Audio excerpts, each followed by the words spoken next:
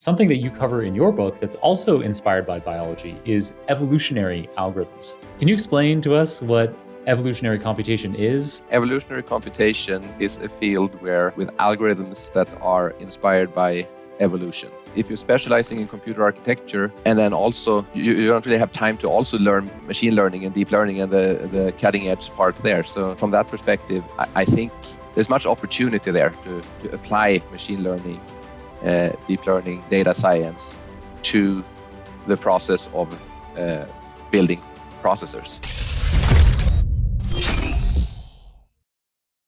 Magnus, welcome to the Super Data Science Podcast. I'm so excited to have you here. Where in the world are you calling in from? Hi, John. I'm in the San Francisco Bay Area. And thanks for having me here on the show. Yeah, my pleasure. The Bay Area is a popular choice for our guests to be from. I bet. Yeah, and you have the NVIDIA headquarters, I guess, is nearby. Yeah, it's in Santa Clara, so it's in the heart of Silicon Valley. Yeah. Nice.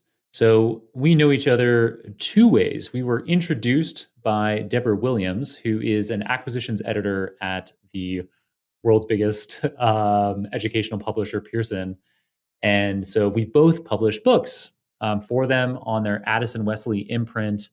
And I wanted to have you on the show because there's a lot of commonality between your book and my book, but we also tackled different things. And so I loved the way that you approached your book. I wanted to meet you, and Deborah kindly made that introduction. But we're also connected via Anima Anandkumar, who was in episode number 473. So she's at NVIDIA, and we had an amazing episode with her last year. And definitely recommend, if you're a listener that likes deep technical deep dives, then that episode was an amazing one. And yeah, and so she actually wrote the foreword for your book that Deborah then published, right? That's right. Yeah, I asked Anima if she could do that, and she graciously accepted doing that. So that was really nice of her. You know, she seems like a very nice person, though I suspect it's one of those things where she's such an in-demand person. Yeah, she's busy. But she's also very nice. And so she's probably like, probably like many of the great guests we've had on the show, where like their life is like this constant nightmare because everyone's asking them for things and they always want to say yes. Right. And so, well, we're very grateful for Anima both for being on the show and for doing the forward for your book. Yep. Nice. So at NVIDIA, alongside Anima, you are a director of architecture. So that sounds like an interesting role. You've been doing it for a while. You've been there since 2014, so nearly 8 years. And you had a previous stint there for 4 years as well. So tell us about what it's like, how things have changed at NVIDIA over all those years. Sure. So before I begin here, I should just state that these are my own opinions and does not reflect any official views of NVIDIA. Nice. So yeah, things have changed. When I joined, I joined in 2009 the first time. And at that point, it was still just a graphics company. No, not quite just a graphics company. It was CUDA was out there, and they were push into both the HPC market and the mobile market, but deep learning wasn't really around at that point, right? Right. It was 2012 that the AlexNet architecture, the machine vision architecture out of the University of Toronto, that brought kind of deep learning as this incredible, powerful technique.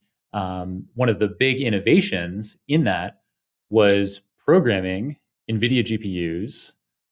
So using the CUDA programming language that NVIDIA GPUs take advantage of. I don't know what verb to use there. You can probably do a much better job than me.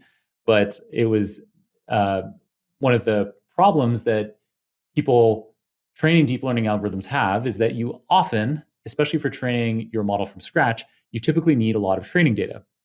And so that AlexNet architecture benefited from this very, very large data set called the ImageNet training data set. But then you run into this problem of how are we going to train the model on any reasonable time span with all of these images and with our relatively large architecture with all of these model parameters.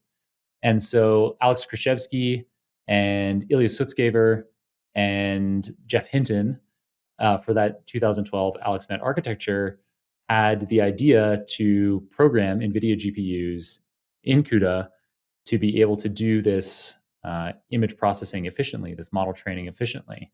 And so, although in 2009, when you first joined NVIDIA, wasn't, I guess, involved in deep learning, but from 2012, it's been a really important part of what NVIDIA can do as a company, can provide to the world. Yeah, it has. But even in 2012, I think there was a very small number of people in NVIDIA realizing this or even knowing that deep learning was coming, right? I mean, overall, the AlexNet All paper, of us. AlexNet paper kicked it off, or well, depending on how you put it, right? There were some publications before that, even with using GPUs. But as you said before, I left NVIDIA and came back in 2014. And when I came back in 2014, I still wasn't aware of that this was becoming a big deal. I had started looking a little bit at deep learning, just reading about it because I was interested in it. But I had not internalized how big part of NVIDIA of it that NVIDIA would be, and I think would be, because I don't think it was at that point. It was still a pretty small part of it. I think it was in 2015, 2016 that we started seeing really things happening, and we also started selling systems that were dedicated for this with the DGX machines that are basically built to do deep learning. And then it has just exploded ever since, I guess. Well, yeah. So prior to that, as you said, primarily these GPUs were being used for graphics. So for rendering video game graphics or for editing graphics, anytime that you needed to be able to have a lot of graphics processing happening. And I'm sure I've said this on the show before, but in order to render graphics efficiently, you need lots of parallel computing of relatively simple linear algebra operations. Yep. And as it happens, that's exactly what you also need to train a deep learning algorithm. So pretty cool that, you never know where things are going to end up. That, for years of NVIDIA history, everybody probably in leadership was thinking about, graphics or maybe some other applications like mobile or something. But then out of nowhere, it turns out that the AI systems of the future are going to depend enormously on GPUs, and by an enormous margin, it's NVIDIA GPUs that are doing that relative to any other kind of manufacturer. So super cool. I should make it clear though that I'm actually not working on GPUs. I'm not on the GPU side of NVIDIA. Yes, so, yes. Maybe we're getting to that. Yeah. Well, yeah, and so that's but I think it just in terms of context of NVIDIA as a company. But while NVIDIA is renowned for its GPUs, you are an architect working specifically on CPU architecture. And so maybe you can tell us a bit about what an architecture director does, as well as, specifically a CPU architect. Sure. So, the architecture we're referring to here is the computer architecture, the internal architecture of the processors that we're building. And so in general, a computer architect would be working on either CPUs, GPUs, signal processors, network processors, any processing, and how do we build these machines to provide really high performance or low power or high performance given a particular power envelope, for example. So it's making the trade-offs between how much processing power, number of execution units, how much cache memory, how many levels of caches, those kind of questions. So that's kind of where you're making the overall architecture of this processor that you're then later going to implement in silicon. And so most people that we have on the show, their primary role is in software.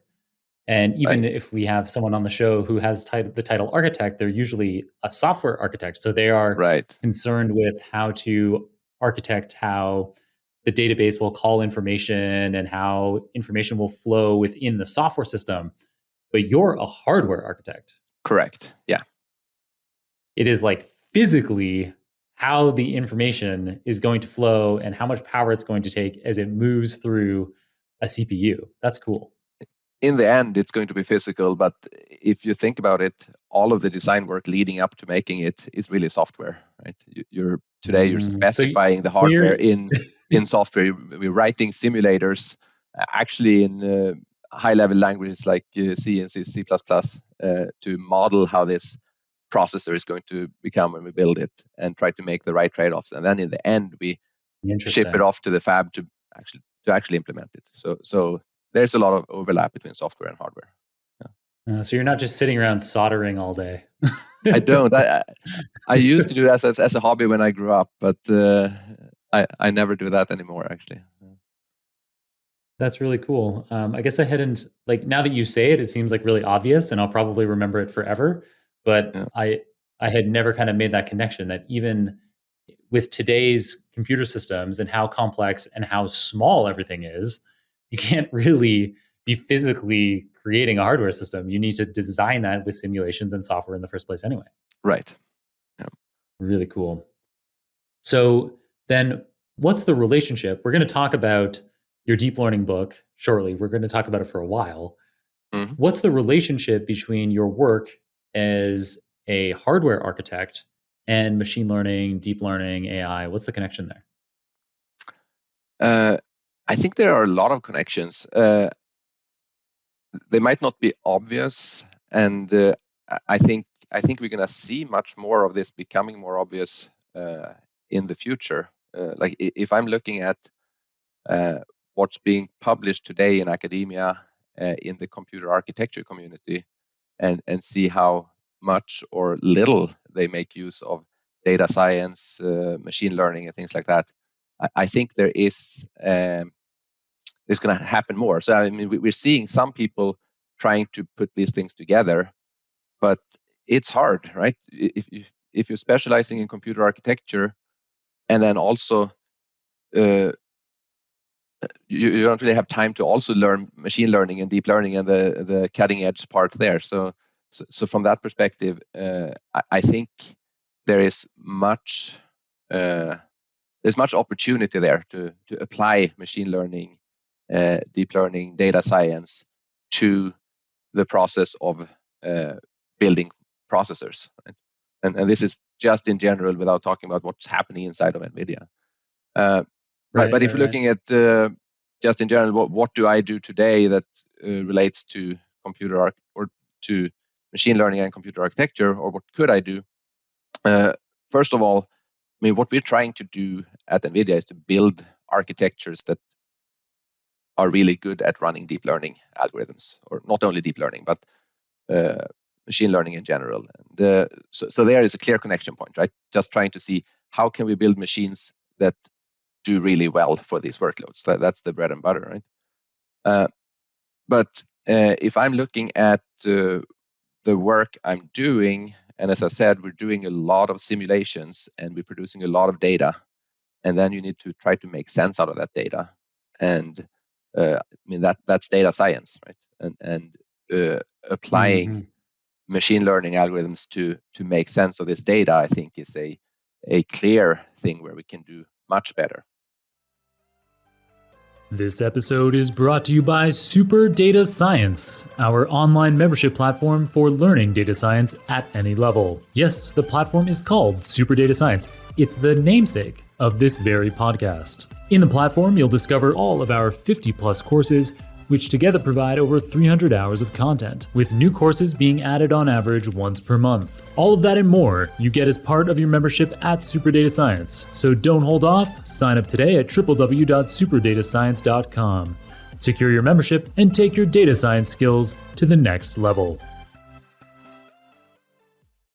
Cool. So there's an opportunity. So you're mentioning earlier how in this kind of hardware design role, you're trying to have efficiencies or speed. And so you could be using machine learning algorithms to be trying to figure out what optimizes those outcomes. Yeah. You have all this Mm. data coming in, and you say, like, what features of this architected system lead to certain efficiencies or certain speeds? Mhm. I also say Cool. another interesting thing is so that is actually something that already in like early 2000 they published a paper about how to extract interesting parts of benchmarks. So the problem here is you want to run a benchmark, something like Geekbench, Spec CPU, something that it's a suite of applications to see if this processor is doing well or not. But if you want to run that in simulation, you can't really run the entire benchmark because it just takes too long. So then you want to try to extract interesting pieces of this application. And there's actually a machine learning technique that was used for that and that is used widely in the industry. And I think many people who uses that don't even realize that it's machine learning because they wouldn't even Right. know what the field of machine learning was in 2001 or 2002. I mean, some people did, but people in the computer architecture community certainly didn't. Now, it's not a very advanced technique, but it's just interesting to see that, yeah, some people are using machine learning without knowing it. Really cool. Then there are also other things. So there have been publications about how you can use machine learning and implement that in your microarchitecture itself. So something that is very important for a CPU is something called branch prediction. So you have this stream of instructions, and you're gonna hit different branches in the code. And in order to do this really fast in a CPU, you need to predict the branch and speculate to go in the direction that you think it's going to go before you actually know in what direction it's going. And so that's a classic problem in CPU architecture. And in early 2000 or something, somebody published a paper using a perceptron-based branch predictor. Again, this is very simple if you look at it from a machine learning perspective, but it's interesting that they're borrowing some ideas there from machine learning to try to do it to do better branch prediction. Nice. Yeah, you mentioned there a perceptron, and we'll get into Right. that shortly. But it's the oldest or one of the oldest ways of designing a neural network that later became a deep learning network. But anyway, we'll talk about that later when we start talking about your book. Yeah. You were going to say something else, maybe one more example or Yeah, I something. have one more example, and that's more philosophical, I think. So I was mentioning here before that we try to evaluate these processors by running standard benchmarks like Geekbench, Spec CPU, which is just an application. You want to see, does it run well or not? So let's say now that we're building this CPU to do better on these benchmarks, and then we're trying to tweak different things to really do well on this benchmark. Well, there's a very clear risk of overfitting there. Just like when we train these deep learning models, they may do really well at training data, but do they then do well on the test data? So the question is, we build this CPU to try to do really well on Geekbench and Spec CPU. Does it then do well for the real world applications out there? And there, I think the community could benefit from applying or taking techniques from machine learning, right? Where you have a training data set and you have a test data set. So you can see that you're not overfitting to the applications that you're trying to do. So again, these are just general ways that I think there are connection points that may not be obvious between or to everybody. Nice. And no doubt more and more of these kinds of opportunities will emerge as over the rest of your career, as the systems for designing these hardware systems become increasingly complex and generate more and more data. There will be more and more opportunities to be applying machine learning analyses to the data and to optimize. Nice. So your book, Learning Deep Learning, was published recently. It was published last year in August 2021. And as I mentioned earlier on the program, published by Addison Wesley. It is a beautiful full color book.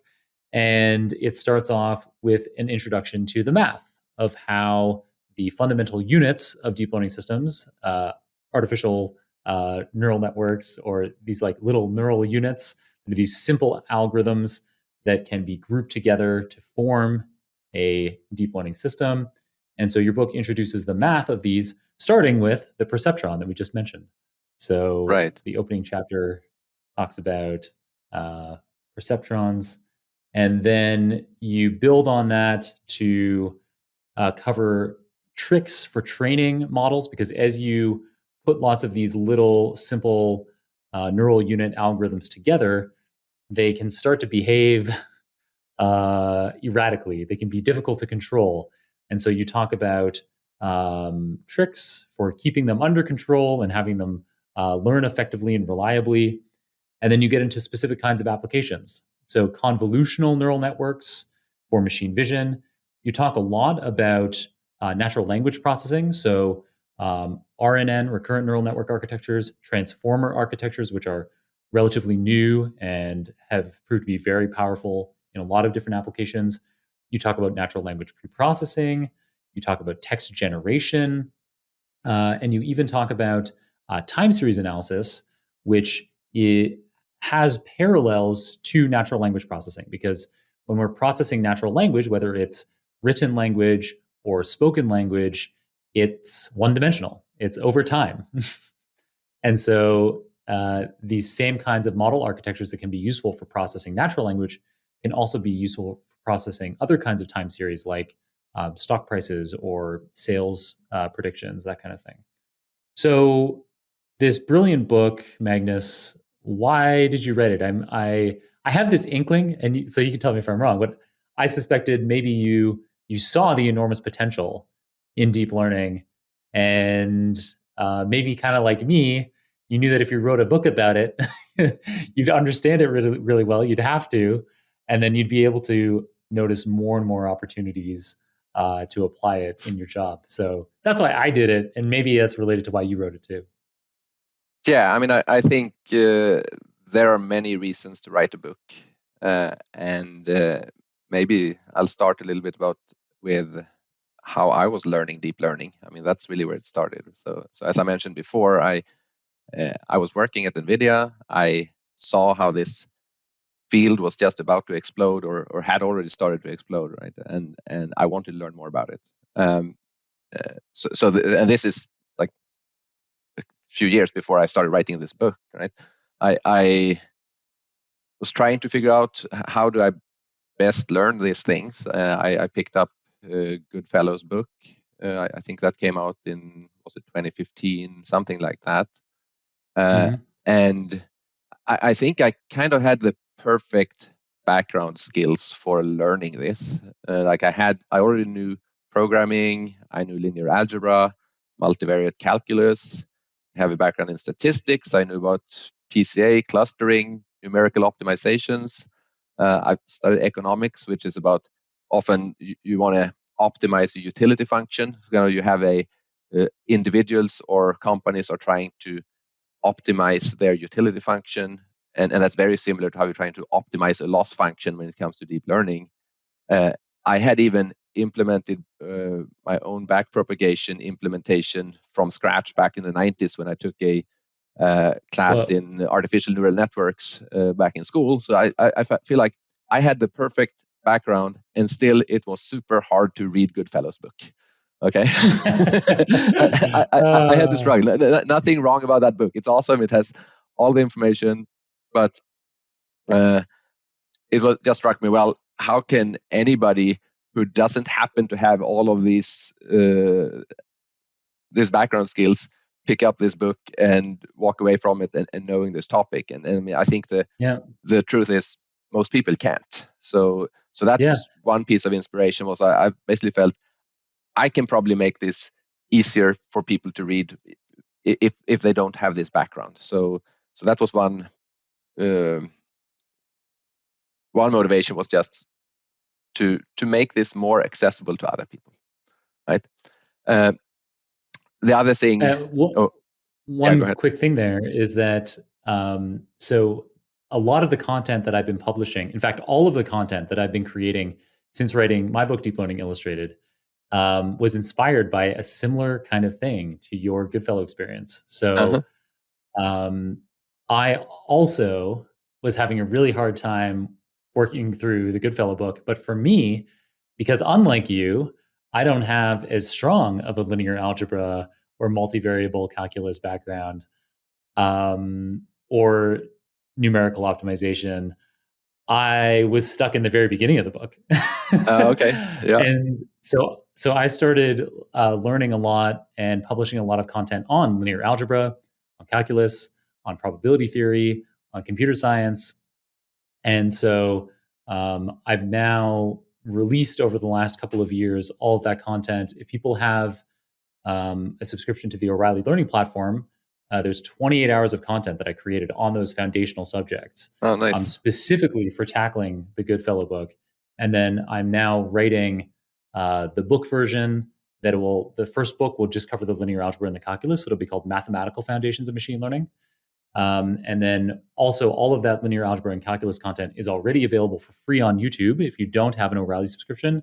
And I'm gradually recording more and more of it and releasing new videos every week to get through everything that's on O'Reilly will eventually be free on YouTube too. Yeah. But so I can empathize with what you're describing, except I got stuck even earlier than you. Yeah. Okay. And so it's interesting to hear that. And thanks for that bit of context. And so you said that was one of the reasons that was why. one of it. So I should mention there are three other books that really inspired me. Not necessarily that I had read them all before I started writing this book, but it kind of, if you're looking at what I'm describing my book, you can see that there are probably three other books that I also have gotten a lot of inspiration from. So one was Cholet's book, The Deep Learning with Python, right? And which takes a different approach where you get into the programming of things, getting to build things, but I feel like it didn't really provide all the background of how do things work. And it really depends on who you are, right? There isn't one perfect book. You should have multiple books because people want to learn different things and people have different backgrounds, right? But I felt that I really benefit from learning things ground up and learning the theory behind it as well as how you put it together. Then I was looking at Michael Nielsen's online book, which I really loved how he started things. And you could see there how I build up my network from starting with a perceptron and then building a application in Python without the deep learning framework. I mean, that's very much inspired by how he did things. I think he did a really great thing there. Nice. And then I also read Deep Learning, say what it's called, Deep Learning from Basics to Practice or something like that by Glassner. So that one, it was a self-published book at the time, which then I think he has come out with a reworked version of it, which is now Deep Learning, a Visual Approach. That one is super intuitive. He describes everything without diving into detailed math, but at a very still a very detailed way of doing it. I felt that that's great if you want to shy away from math, but to me, I feel like having some of the actual math background, it doesn't hurt, and especially for people who already knows some linear algebra and calculus, right? That it's good to learn those things as well. So that's kind of the books that inspired me. I think, as you said, the reason for writing a book could be, that when you actually do that, when you go through that process, you really solidify your own knowledge. You don't really know anything deeply until you can teach it to somebody. And as you go through here and try to explain things, you realize, oh, I don't actually understand this fully. I have to go back. I have to read more publications on this to try to really get a crisp explanation to things. So learning more was definitely one part of it. And then I think to get some kind of proof that I actually know this area, right? I had done all of these studies on my own time, and how do I now prove to the world that I know this topic, right? so that I don't have to feel like an imposter in this community anymore, right? Right. And you succeeded triumphantly in doing that. So it is an epic book, 750 pages. It is It is Yeah, monstrous. that was actually but in a good way. it was a very frustrating experience. This started out as I was going to make a brief introduction to the topic to help people get started. I was planning between I was going to do about 10 chapters and between 100 and 150 pages. It ended up Wow. being 18 chapters plus a number of appendices, and as you say, 700 something pages. And I felt like this is not what it's supposed to be do, and it just took forever, right? Yeah, I imagine that did take a while, but it is. I can see how you have the inspirations from those 4 different books. So, um, the Goodfellow book that have already been talking about, it doesn't contain any code. So it is Right. a university textbook with math and explanations and lots of citations, but absolutely no code. Whereas your book, it has math, kind of like Goodfellow, but it also does have hands-on examples. And then Cholet, the second one you mentioned, has a lot of programming, but no math. And so again, yours, it's in between. It's like the Goldilocks sweet spot where it has the key math as well as key hands-on examples. And then I love that Nielsen was also how I got started with deep learning. So super cool that was Mm-hmm. also your first book. And so there are elements.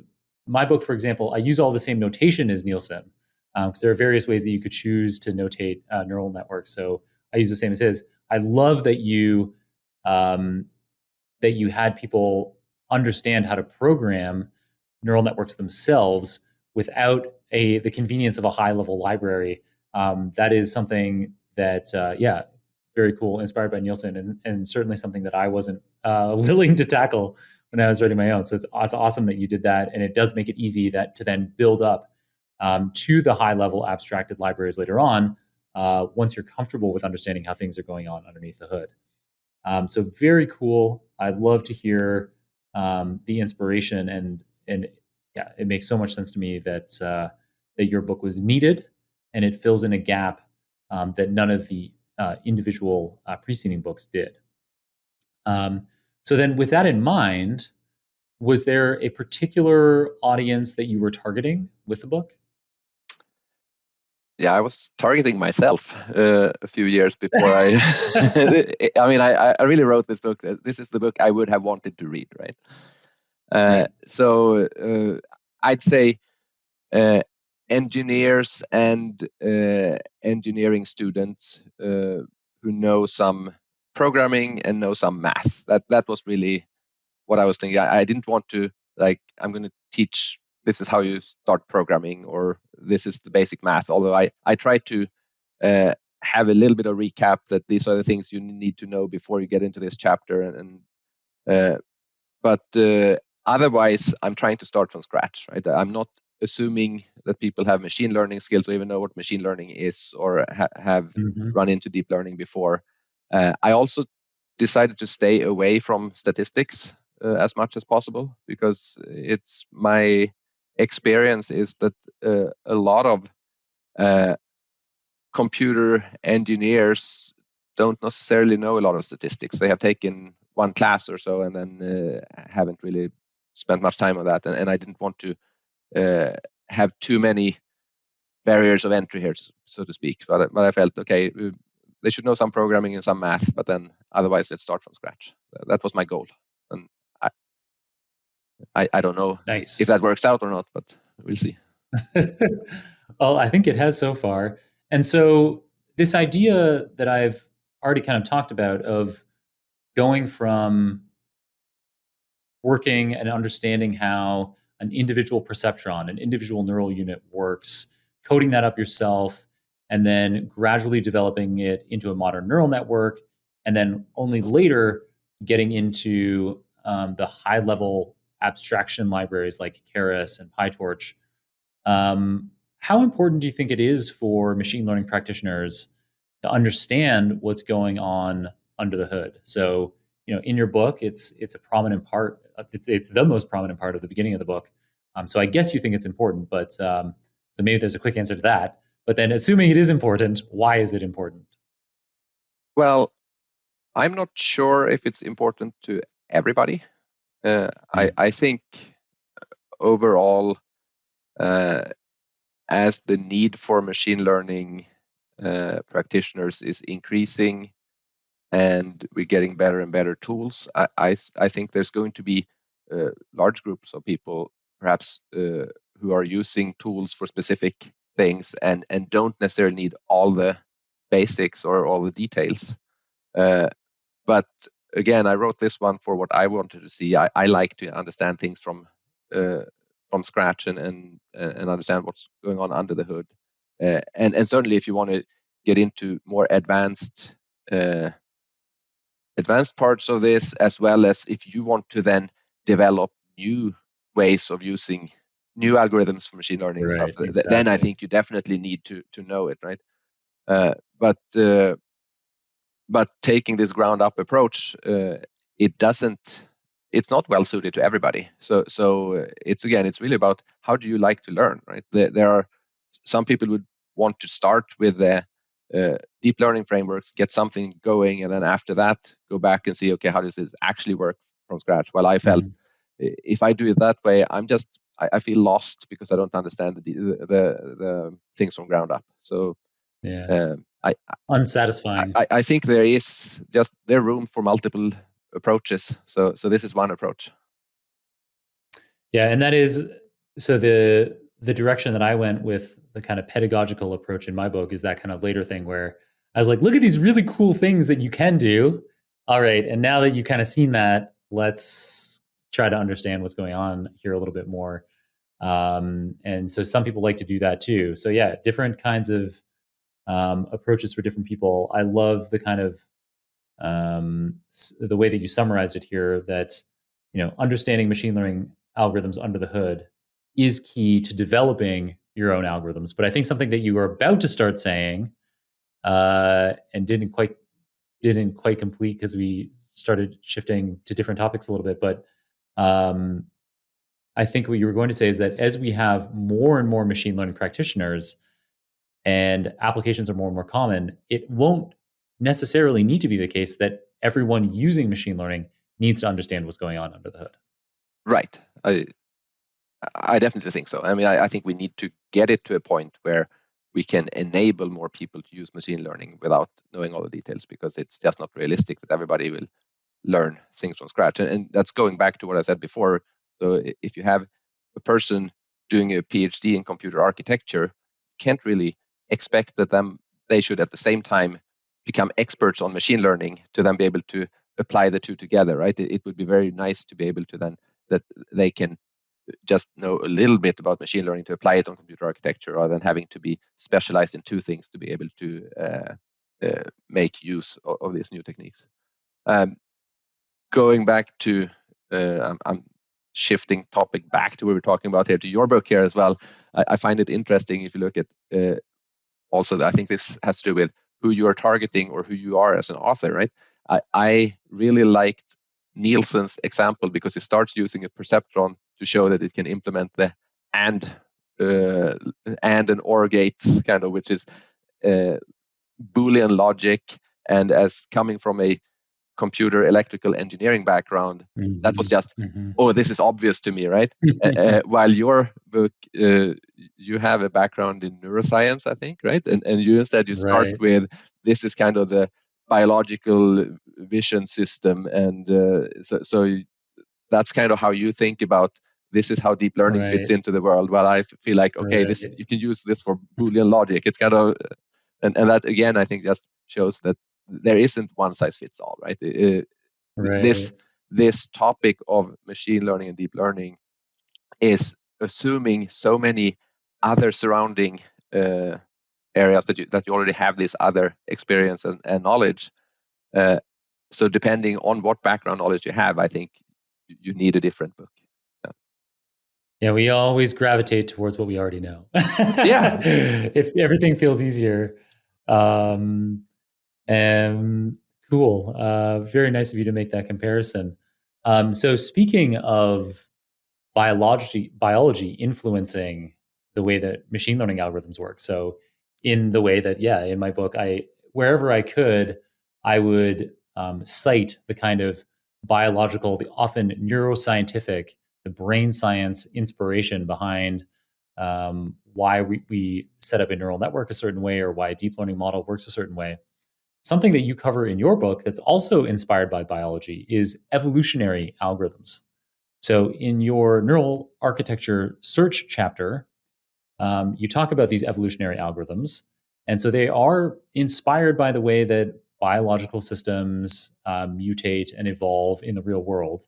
And it's a lesser known optimization option in computing relative to other search approaches like grid or random searches. So, can you explain to us what evolutionary computation is?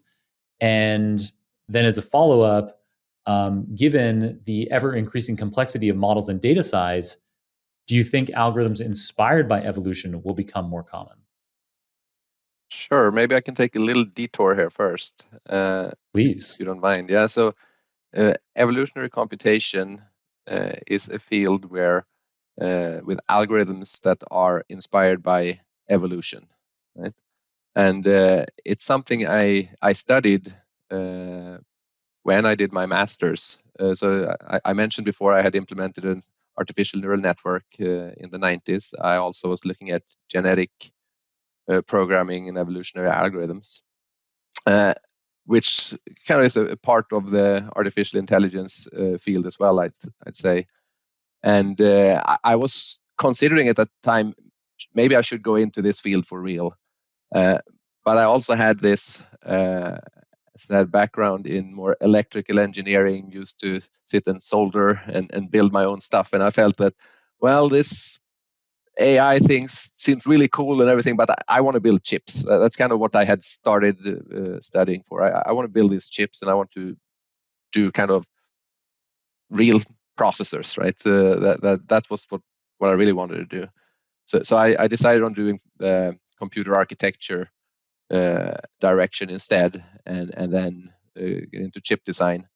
But then I had this awesome strike of good luck, I guess, coming back to NVIDIA and working on processor design, and then artificial intelligence is happening right there, and I can now get a second chance to work on both of these things. Right? So, Cool. so that's kind of just the background there. So I had this some knowledge in evolutionary computation, and I wanted to write a little bit about neural architecture search. So what you referred to there is in the I think the second to last chapter, where I'm just trying to give a little bit of an idea of other things that I haven't described in detail in the book. That is kind of emerging parts, and the neural architecture search is about having algorithms that automatically designs your neural networks instead of you building them yourself. So then I wanted to give some examples of how that can be done. And I agree, using evolutionary computation for that might not be the most straightforward way, but it's a search algorithm. This is a search problem.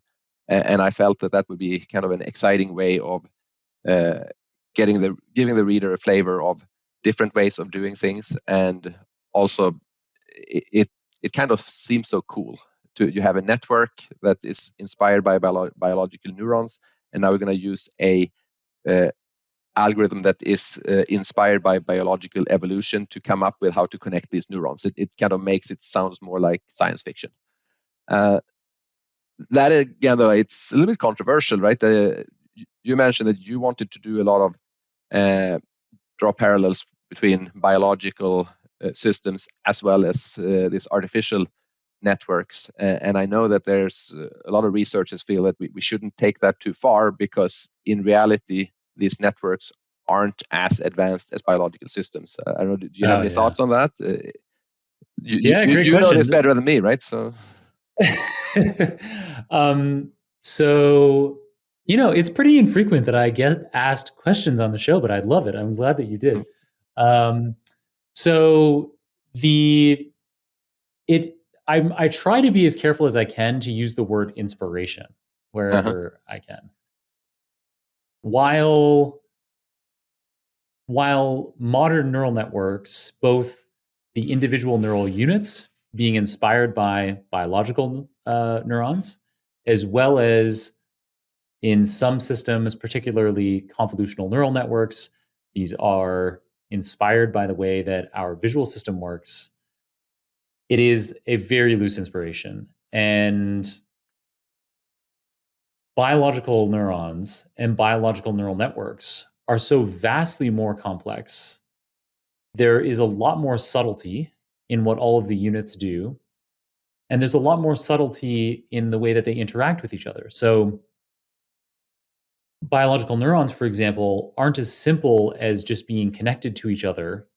Um, there are these support cells in our nervous system that surround and assist the brain cells that also play a role in what our brain is able to do and the way that it's able to learn. And I am not aware of any artificial systems that have even begun to try to capture that. So I'm sure there are orders of magnitude, probably, of complexity in biological neural networks that we haven't begun to tap into, despite these inspirations on kind of the broad strokes of how the biological systems work. And so that brings me to an interesting point, which is that some people, and we had an episode not too long ago. So in episode number 565 with Jeremy Harris, Jeremy and I get into a little bit of a debate about when we might have artificial general intelligence. And Jeremy made the point that the way that our large natural language models are growing exponentially larger every couple of years. So our largest natural language processing models, so like GPT-3 was a famous example a couple of years ago. These models get 10 times bigger every couple of years.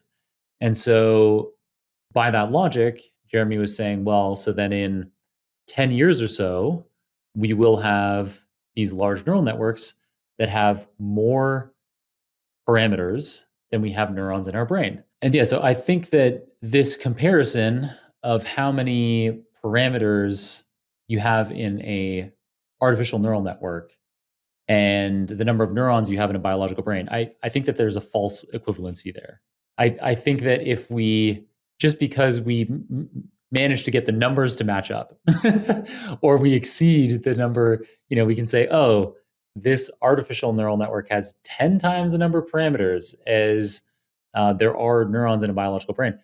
That is, yeah, it's not the same thing at all, because every one of the biological brain cells has many connections, and there are these direct electrical connections that we're making via the action potentials that are like kind of explicit.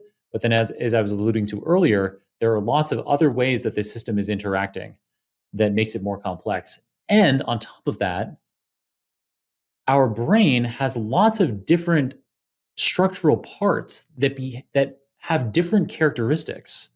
So, parts of your cerebral cortex are somewhat replaceable or consistent over parts of your cerebral cortex, so the outermost part of your brain.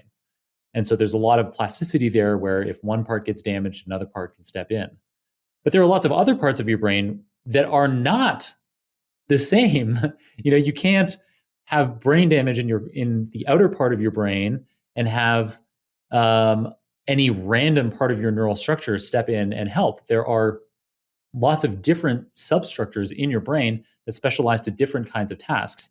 And so it's not just a matter of having enough parameters, having enough neurons represented in the system, or having enough connections between neurons represented in the system. It's also about a much more complicated interaction between all of the information flows. And maybe as a computer architect, that's probably something, that maybe that's probably the way that you think about the brain a bit, Magnus, is that, you don't like, just as in a computer system, we have the CPU for some kinds of tasks, we have a GPU for other kinds of tasks. The human brain has dozens, maybe hundreds of different kinds of areas that specialize in different kinds of processing. and they're not fungible between each other. It's not just like having more brain cells is going to fix the problem. It's the specific way that substructure is configured matters to allow our brain to have the complex cognitive capacities that it has. Yeah, no, I think that's right. So if you look at computer chips, we tend to talk about, or at least the press tend to talk about, the number of transistors and how that is increasing every year. But the truth is that it's not just about how the number of transistors on a chip increases. It's also about how we connect them together and the architecture and innovation there. And I think it's the same thing with these neural networks, is that we have seen that, right? That different network architectures are good at different things. And if we had just continued doing fully connected networks, we wouldn't be able to do what we can do today. We needed this innovation in the types of architectures like convolutional neural networks, transformer architecture, and so on. And I'm sure there's plenty of things to be figured out there as well, to be able to use the neurons efficiently and to use them for different tasks. Right. Well, you and I are on the same page. Of course we are. I don't think we're going to have AGI anytime very soon. Maybe in our lifetimes, maybe. But the number of innovations that need to happen between now and then there's many innovations. But I think I say that actually in the section in the book we talked about, we're applying evolutionary computation to figure out the network structure here, right? That if you read this from a science fiction perspective, it does sound like science fiction, that we now have this little life form that is evolving in some sense. But in reality, it's a 300-line Python program, right? It's not intelligence, but it can do some pretty cool stuff. So that's where we are today, and let's see where we go in the future, I guess. Nice. So speaking of different architectures and the evolution of these architectures over time, a few years ago, when I was writing my book, which is only a few years old now, everyone was doing natural language processing with recurrent neural networks. So you had these simple vanilla RNNs, or what we thought were kind of really fancy RNNs, long short-term memory units, LSTMs. And so in my book, we use RNNs, LSTMs, and convolutional neural networks to analyze natural language data, process natural language data. And subsequently, these transformer architectures have evolved through discourse between humans, not through some evolutionary algorithm. But so I love that your book has a focus on these transformer architectures. That'll be valuable for a lot of our listeners.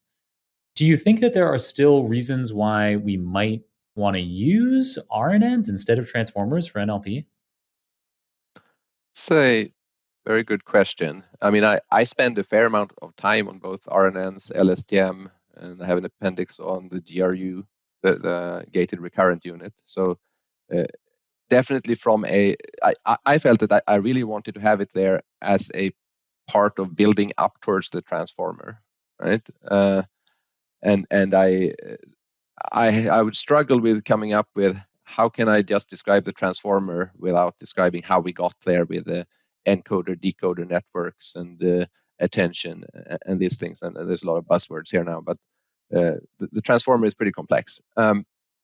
So from a understanding perspective, that's how it made sense to me to describe it, which meant that I definitely needed to go through the details of RNNs and LSTM.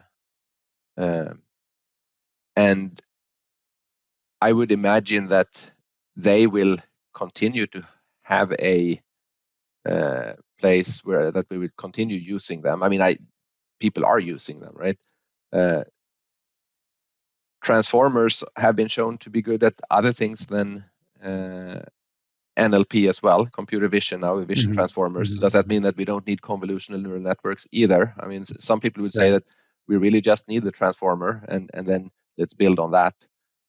And maybe that's where we're going, or maybe we're going to, maybe a few years from now, we have some other architecture that has been we have arrived at from having the transformer as a stepping stone. I really don't know. Yeah.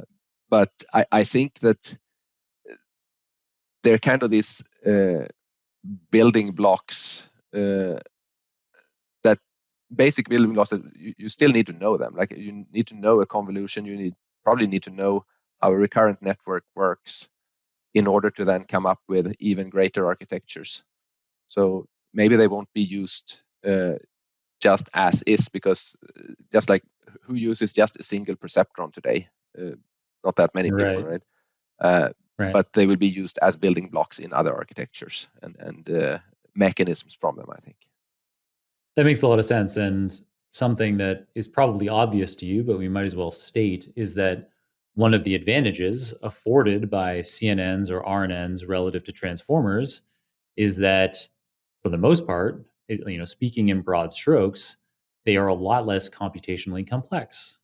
So they require less compute power, compute time, compute money to train and implement. And for a lot of real world applications, we don't need the most accurate or the most nuanced results. For a lot of machine learning applications, we'd actually prefer something to be fast and cheap and maybe a little bit less accurate. And that you can understand it easier too, right? You don't necessarily need to use deep learning either, right? There are traditional machine learning Totally. techniques, and you should always consider them as well, because there's also the part of explaining how the system works. And so, yeah, I think you should learn a lot of different techniques and then use the right tool for the right task, right? Yeah. And so, on that note, this note of explainability, that ties into ideas of ethical AI.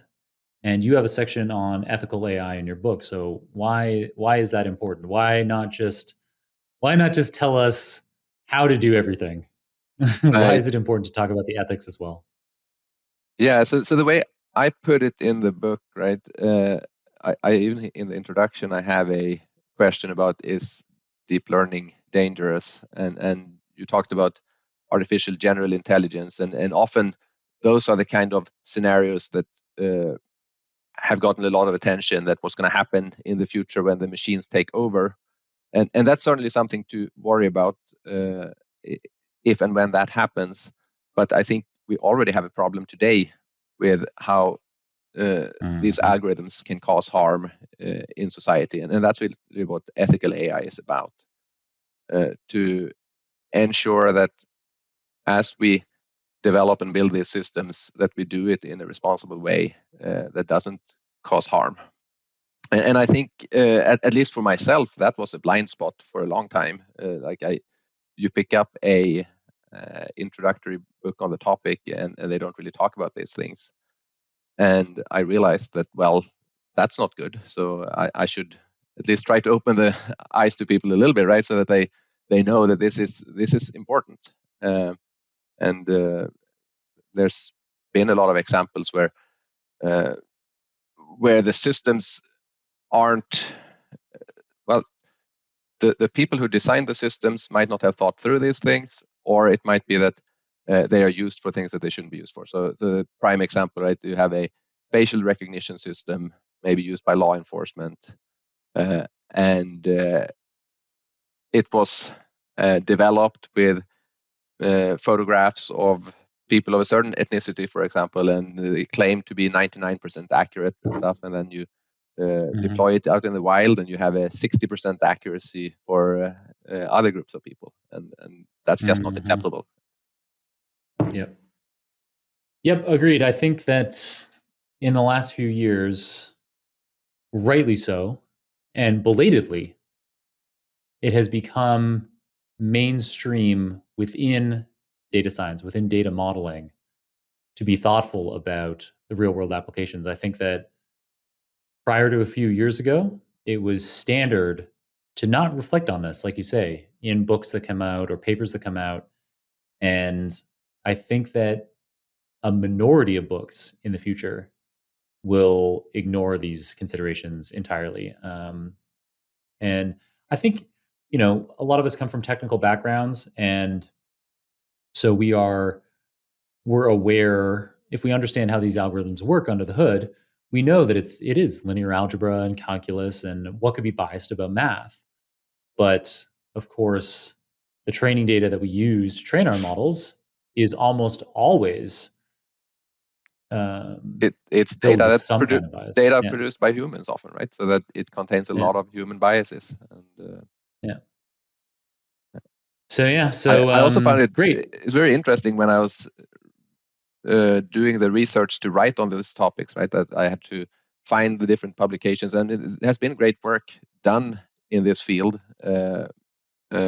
primarily by women, actually, which is interesting because it's not that many women in data science, I think, or probably if you look at it, they're probably a minority, but and likely they have seen the harm being caused, and that has Mhm. made them pay attention more, perhaps, than males. I don't know. Yeah, It's just these interesting. So yeah these algorithms have historically been developed um, by by white men, by the historically dominant group, and so yeah, we're just not. I mean, for people who aren't watching the video version, both Magnus and I happen to be white men, yep, and yeah, we enjoy privileges and opportunities that others might not get as easily, and part of that probably also leads us as a group to not be thoughtful about ways that the algorithms that we develop are impacting all of the users. And yeah, so we have lots of examples, and hardware examples, software examples, where tools are designed for white men by white men. yep. Like it's everywhere. Like tools, seats on public transport, um, and machine learning algorithms. It's like as you design these things, instead of putting together you know, putting the effort in to find a set of users that represents the variety of users that you're going to have in the real world, you just look around the lab or whatever and say, all right, I need 3 people. And all of those 3 people are white men. And then all these different devices end up being, um, yeah, well And I mean, suited to us. And it's yeah, often not consciously, right? You're looking at what you yeah, have yeah, yeah, available, and getting data isn't that easy. So you're looking at data around you, and yeah, getting a representative set of data for the entire world is hard. But you need to put in that effort, because otherwise you're not gonna yeah. build good systems. Yeah, it's worth the investment. And the most valuable firm on the planet, Apple, uh, has been longer than its big tech competitors. Um, yeah, had a focus on this kind of. So when Apple develops a facial recognition system, they were putting even years ago putting the effort into to pay to bring in models with a wide variety of faces that represented the faces that they would need their device to work.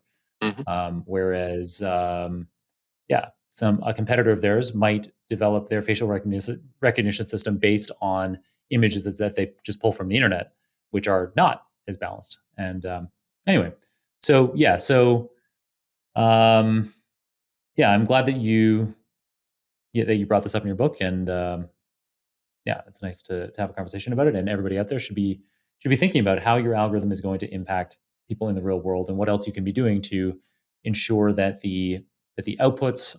So if your algorithm is making a difference in people's lives in some way, which probably most algorithms are, if there's some way for you to test whether different demographic groups are equally uh, affected by the algorithm, you should try to do that.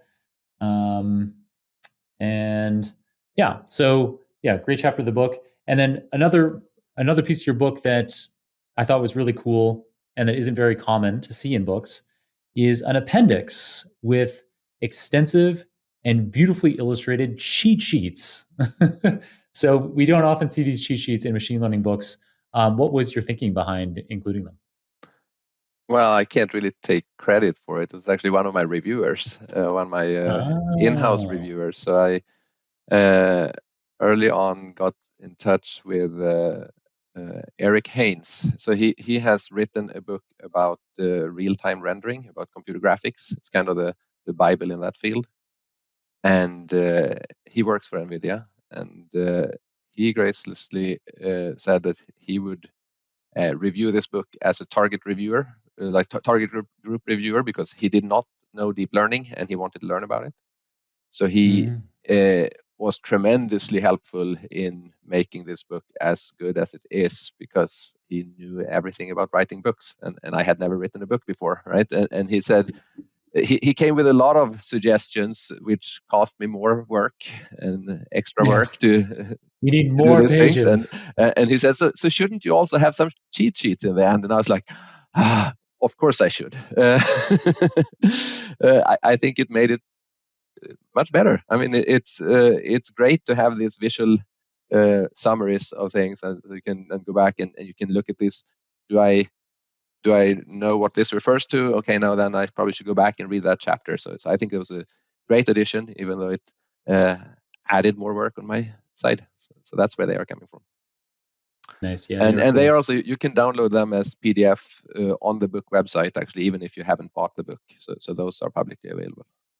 Oh, nice. There you go. We'll try to include a link to those in the show notes. All right. So you have all this experience going back decades to machine learning models, evolutionary algorithm models, and also decades of experience as a computer hardware architect. So what do you think of yourself as first? Do you think of yourself as a data scientist first or as a computer architect first?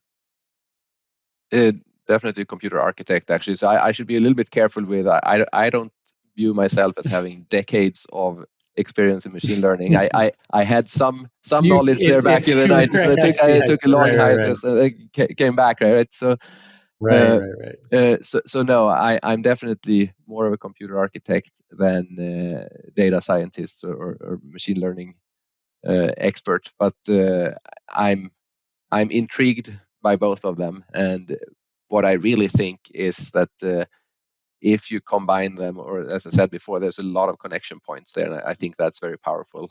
I think a lot of people, or I get the impression when I listen to episodes on your podcast, that people are looking at how can I transition from my current role into becoming a data scientist, so I can transition into machine learning. And I think that maybe that's the wrong way of looking at it, because I think uh, if they already have a lot of knowledge in one field, what they should look at is how can I bring in data Mhm. science, machine learning into this field?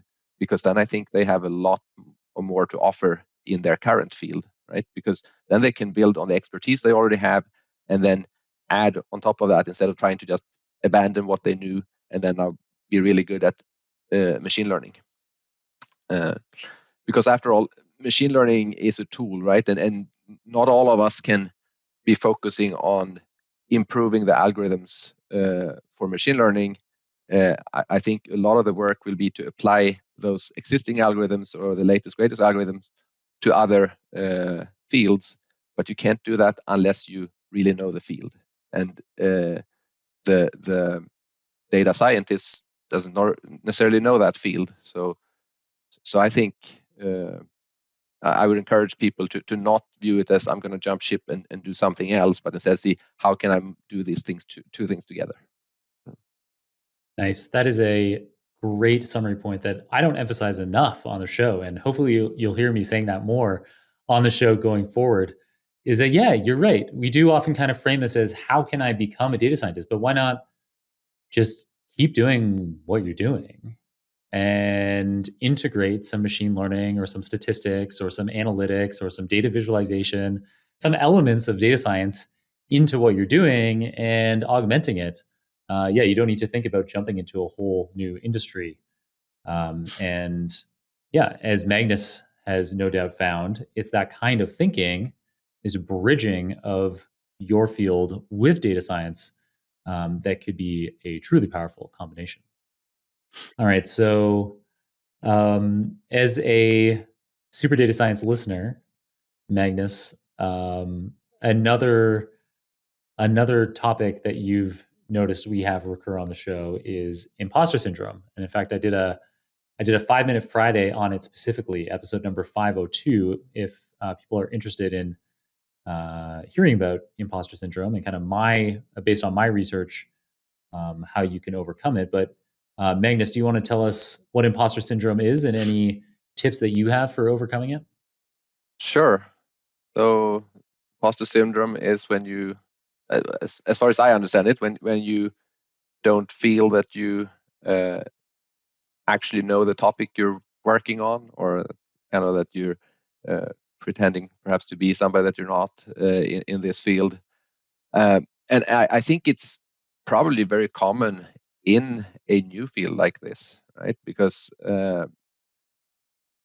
most of us who try to work on this don't have a formal education in deep learning. I mean, the people who has that are probably younger, right? Because how could I possibly have a college degree in deep learning if it didn't exist when I went to college? Well, I would have to go back to college now, perhaps, and most people don't, right? So we try to pick up these skills and feel that we kind of know this, we know the topic, but we don't have this sense of, I formally know the topic. I kind of just know this and a little bit of this and a little bit of that, and can I really claim that I'm an expert? So I think that applies to many people who are a little bit older who try to work in this area. I think what to do is really just, if you know your stuff, you're not an imposter. So make sure that you know your stuff and get some experience. As I said, I wrote a book because then I felt I'm going to learn a lot from it, and that's going to give me some kind of stamp of approval that I actually know this. And then given presentations, now I'm on this podcast. So maybe after that, maybe I won't feel like an imposter anymore. I don't know. Yeah, this is the real trick. If you've been on the Super Data Science podcast, then you're definitely not an imposter.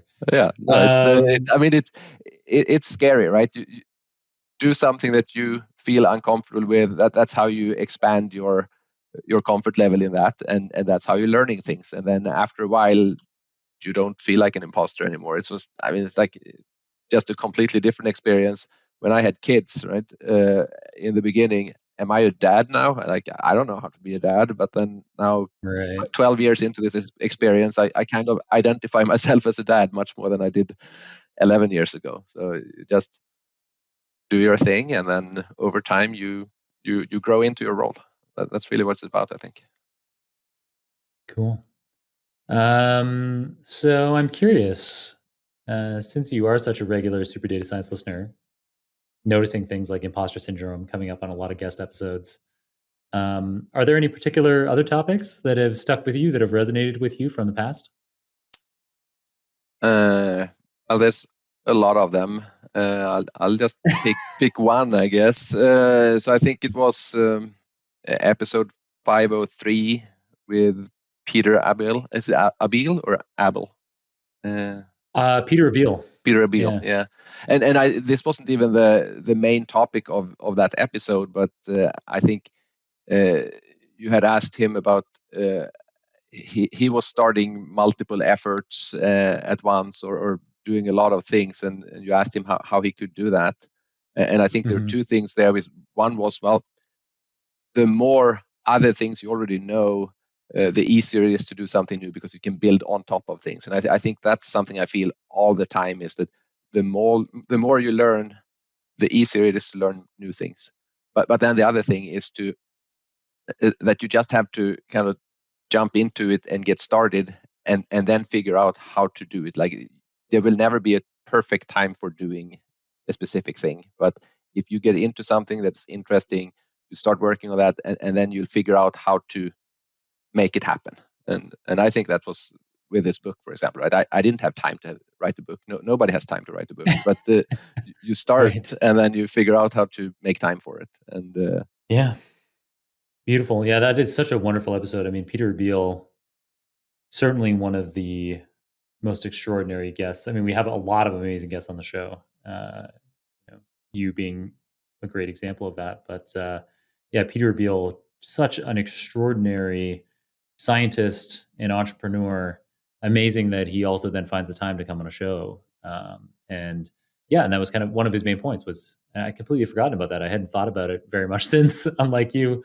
But yeah, that this idea of the more that you start new things, the easier it becomes. And there's also kind of tying into your point, Magnus, about applying data scientists to your industry in the same way. There's opportunities with the things that you choose to do with your life. So you wrote a book on deep learning, which is relevant to your work, and so it helps your work, and your work helps the book. And in the same way, a lot of Peter Beale's research very directly impacts what he can do as an entrepreneur. And then probably the problems that he encounters when he's trying to apply what he's learned in the lab in industry, then he can bring that back to the lab. And so there's this kind of these synergies, as much as that's like a cringy management consultancy word. yeah, Um, you can be looking for opportunities. Yeah, I mean, I made the same decision. Like I thought it would be nice to write a book, but it makes the most sense for me to write a book about something related to what I do for work. And same thing with the podcast. And so it kind of, so yeah, so I guess that's something that the listeners can be thinking about too. Is you know, when you're thinking about ways that you can make an impact, maybe not looking to make that impact in a way that is wholly unrelated to things you already have experience with, but leveraging the experiences you already have. right. Awesome, Magnus. Well, we're reaching near the end of the program here. We've already gone overtime on our recording slot. Thank you so much for doing that. Magnus and I Yeah. are recording on a Sunday, and so thank you so much for taking time out of your Sunday to record this long and content-rich episode. I've really enjoyed it. But to start wrapping up, do you It's have a book as I recommendation for said, us? right? You commit to something and then you make time for it, right? Even if it's on a Sunday. Yeah, exactly. Yeah, so book recommendation, Magnus? Book recommendation, yes. So I'm reading, or well, I finished reading this one. It's called A Radical Enterprise by Matt Parker. So I should be, just to be transparent here, it's a friend of mine. So, but it's a great book. It's about how to build organizations that are radically collaborative. So it's trying to figure out how to structure companies that in a way that people feel really committed to doing their best, and that they can have fun doing their work rather than having the more traditional management structure in place, I suppose. So he gives a number of examples of companies that have done that and tries to figure out what are the different mechanisms in place here. What are the things that you need to do in your organization to make it a radically collaborative company? So that's interesting. Cool. Now it's in some sense, I guess it's trying to get rid of my role as a director, because I think it's more about a lot about having flat organizations and where it's more organic, how people are self-managing and self-collaborating. So it's interesting. Cool. That does definitely sound like an interesting recommendation. So we'll be sure to include a link to that in the show notes. And then we'd also like to include in the show notes ways for people to follow you, Magnus. Clearly, you are, yeah, a deeply intelligent person. I've really enjoyed the depth that we've been able to get into on a lot of different topics today. And so, if a listener feels the same way, what can they do to get more? Well, I am on LinkedIn, so they can connect with me there. That's probably the easiest way to get hold on me. So just send a request and then send me a chat message if you want to talk. Nice. All right, Magnus. Thank you so much for making the time on this Sunday to hang out with me and record this great episode. Thank you so much. And maybe we can check in the future with you and see how things have been going. Definitely. Thanks for having me. It's incredible how deeply knowledgeable Magnus is across computer hardware, software, and mathematics. I thoroughly enjoyed filming this episode with him and was left in awe of him, frankly. In today's episode, Magnus filled us in on how software is used to design and simulate the performance of physical hardware systems like microchips and CPUs. He talked about how hardware speed and efficiency can be optimized with machine learning. He talked about how understanding machine learning under the hood is key to developing your own algorithms, but is not necessarily necessary for everyone who makes use of machine learning algorithms. He also talked about how evolutionary algorithms could potentially optimize neural network model architectures, and how there will continue to be a place for deep learning architectures like CNNs and RNNs because they're faster, cheaper, and easier to explain than the currently in vogue transformer models. As always, you can get all the show notes, including the transcript for this episode, the video recording, any materials mentioned on the show, the URLs for Magnus's social media profiles, as well as my own social media profiles at superdatascience.com/575. That's superdatascience.com/575. If you enjoyed this episode, I'd greatly appreciate it if you left a review on your favorite podcasting app or on the Super Data Science YouTube channel. I also encourage you to let me know your thoughts on this episode directly by adding me on LinkedIn or Twitter and then tagging me in a post about it. Your feedback is invaluable for helping us shape future episodes of the program. Thanks to my colleagues at Nebula for supporting me while I create content like this Super Data Science episode for you. And thanks, of course, to Yvonne at Seabird, Mario Pombo, Serge Massis, Sylvia Ogveng, and Kirill Eremenko on the Super Data Science team for managing, editing, researching, summarizing, and producing another super informative episode for us today. Keep on rocking it out there, folks, and I'm looking forward to enjoying another round of the Super Data Science podcast with you very soon.